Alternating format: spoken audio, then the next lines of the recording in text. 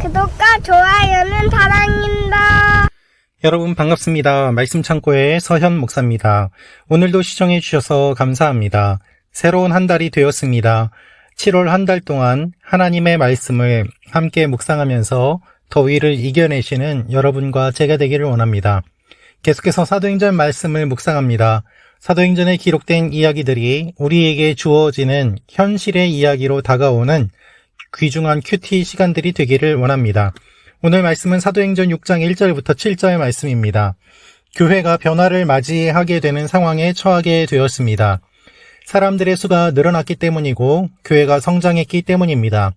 교회가 성장하면서 그에 맞는 새로운 문제도 일어나고 그 문제를 해결하면서 또한 성장해 나아가기도 합니다. 오늘 이 말씀을 통하여서 우리에게 주시는 하나님의 마음을 함께 묵상해 보기 원합니다. 1절부터 말씀입니다. 이 무렵 제자들의 수는 점점 늘어났습니다. 그때 그들 가운데 그리스파 유대의 사람들이 히브리파 유대의 사람들에 대해 불평이 생겼습니다. 매일 음식을 분배받는 일에서 그리스파 유대 사람 과부들이 빠졌기 때문입니다. 그리하여 12 사도들은 제자들을 모두 불러놓고 말했습니다. 우리가 음식을 분배하는 일로 인해 하나님의 말씀 가르치는 사역을 소홀히 여기는 것은 옳지 않습니다. 형제들이여, 여러분 가운데 성령과 지혜가 충만하다고 알려진 사람 7명을 뽑으십시오. 그러면 이 임무는 그들에게 맡기고 우리는 기도하고 말씀을 가르치는 일에 온 힘을 기울이겠습니다. 모든 사람들이 이 제안을 기쁘게 받아들였습니다. 그들은 믿음과 성령이 충만한 사람 스데반과 빌립, 브로고로, 니가노르, 디몬, 바메나, 유대교로 개종한 안디옥 사람 니골라를 뽑았습니다. 그들은 이 사람들을 사도들 앞에 세웠고 사도들은 그 사람들 머리 위에 손을 얹고 기도했습니다. 이렇게 해서 하나님의 말씀은 계속 널리 퍼져나갔으며 이로써 예루살렘에 있는 제자들의 수도 많이 늘었고 더욱이 수많은 제사장들도 이 믿음에 순종하게 됐습니다. 오늘 1절 말씀은 제자들의 수가 늘어난 것을 이야기하고 있습니다. 하지만 늘어난 것에 비해서 똑같이 문제도 생겼습니다. 왜냐하면 많은 사람이 생김으로 말미암아 그에 따른 불평과 문제 또한 생겼기 때문입니다. 1절에 기록된 문제는 무엇인가 하면 음식을 분배받는 일입니다. 음식을 분배받는 일에서 그리스파 유대 사람 과부들이 빠졌기 때문에 불평이 생겼습니다. 여러분, 사람들의 불평은 큰 문제에서 시작되지 않습니다. 세계 평화가 이루어지지 않아서 불평하는 사람은 많지 않습니다. 어디에서부터 불평이 시작됩니까? 작은 것에서 시작됩니다. 음식을 분배받는 일에서 누가 더 많이 받느냐, 적게 받느냐를 가지고 싸울 수밖에 없었던 것입니다. 하나님의 교회가 성령을 받은 사람들이 모였는데 먹는 문제를 가지고 싸우게 되었습니다. 여러분, 지금도 이 일들은 동일하게 일어납니다. 교회 안에서 큰 일로 싸우지 않습니다.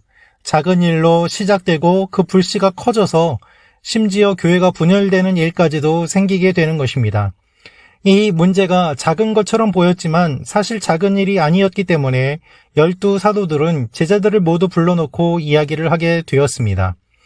지금까지 12 사도들이 들어오는 헌금도 관리하고 늘어난 사람도 관리하고 예배를 드릴 때마다 예배의 준비도 하고 성찬도 준비하고 음식을 나누어 먹는 일까지도 다 하였기 때문에 이들은 너무나도 많이 분주하였을 것입니다.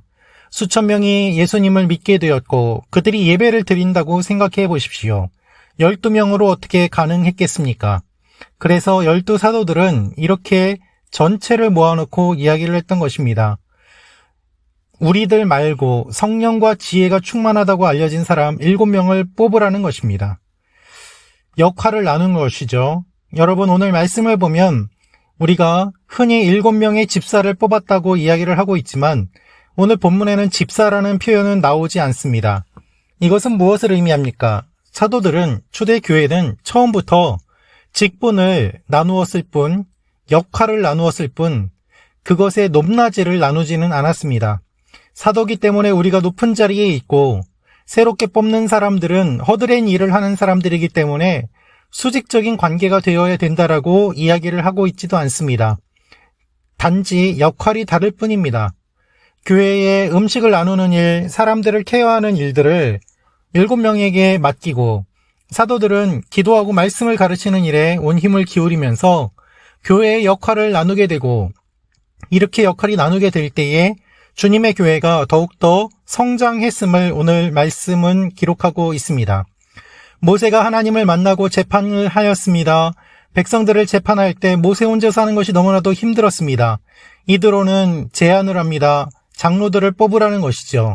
그래서 그렇게 하였을 때에 더 많은 일들을 감당할 수 있게 되고 또한 더 쉽게 모든 일들을 할 수 있었습니다. 오늘 말씀도 마찬가지입니다. 사도들이 다 하는 것이 아니라 함께 나누는 것이 필요했습니다. 주님의 교회의 영적인 원리가 바로 이것입니다. 혼자 하는 것이 아니라 함께 하는 것이지요.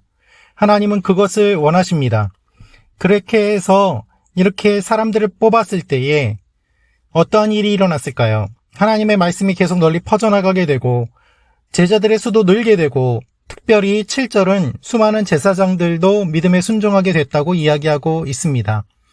사랑하는 말씀 창고 가족 여러분, 교회에 일어나는 문제를 해결하게 되었을 때 하나님의 지혜로 함께 모든 일들을 감당하는 사람들을 세우고 함께 동역하며 나아갈 때 제사장들도 예수를 믿는 일들이 일어나게 되었습니다.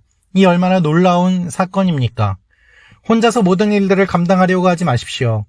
성도님들이 이 말씀을 듣고 계신다면 목사님 혼자 모든 일을 하지 않도록 도와주십시오. 함께 하십시오. 함께 주님의 교회를 세워 가십시오. 목사님들이 이 말씀을 듣고 계신다면 담임 목사님 혼자 하지 마십시오. 부교육자들과 함께 목회를 하십시오. 그것이 하나님께서 교회를 부흥시키시는 방법이고 교회를 이끌어 가시는 방법입니다. 하나님의 방법으로 주님의 교회가 계속해서 성장해 나아갑니다. 하나님의 방법으로 우리가 섬기는 교회들도 계속해서 성장해 나아가기를 원합니다. 하나님께서 놀라운 일들을 이루어 가실 것입니다. 기도하겠습니다. 살아계신 아버지 하나님, 우리가 혼자 모든 일들을 하지 않게 하시고 함께하게 하시며 하나님의 일들이 일어나는 주님의 교회들이 되게 하여 주옵소서. 한국 교회들을 지켜주시고 분열이 없게 하시며 특별히 작은 문제들에 민감하게 반응하는 영적인 민감성을 우리 모두에게 주옵소서. 예수님의 이름으로 기도합니다. 아멘.